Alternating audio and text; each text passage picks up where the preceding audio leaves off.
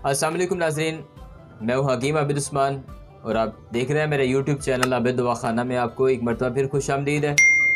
आज हम बात करेंगे मैदा के अमराज़ के बारे में, क्योंकि मैदा के अमराज़ बहुत ज़्यादा बढ़ रहे हैं।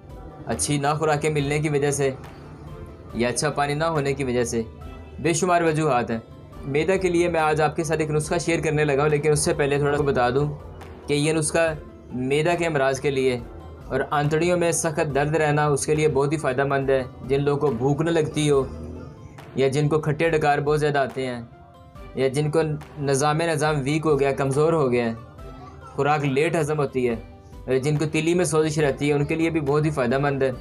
पेट में गैस का चलना और इसके अलावा पेट में ख़मीर बनने के सबब ग़ज़ा देर से हज़म होना या सिर चकराना, सिर में दर्द रहना, इन अमराज़ में बहुत ही फ़ायदा मंद है और पुरानी से पुरानी कब्ज़ के लिए भी मुफीद है।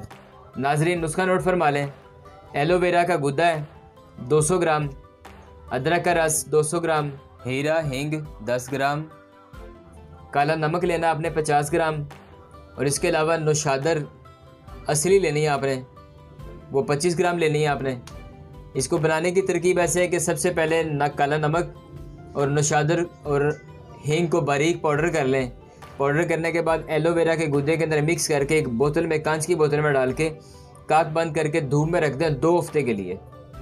रोज़ाना इस बोतल को हिलाते रहें, लेकिन 2 हफ्ते के बाद उसको निकाल मोटी छलनी से भी छान सकते हैं। छानने के बाद उसको अदरक का रस उसमें मिक्स करके दोबारा फिर उसी बोतल में डाल के उसको 3 दिन के लिए धूप में काक बंद करके रख दें। फिर उसके बाद उसको निकालें, 3 दिन के बाद उसको फिर छान लें। छानने के बाद 1 तोला आधा कप नीम गर्म पानी में मिक्स करके रोज़ाना इस्तेमाल करें। पेट के जुमला अमराज के लिए बेहतरीन दवा है और इसका छोटों और बड़ों में कोई नुकसान नहीं है।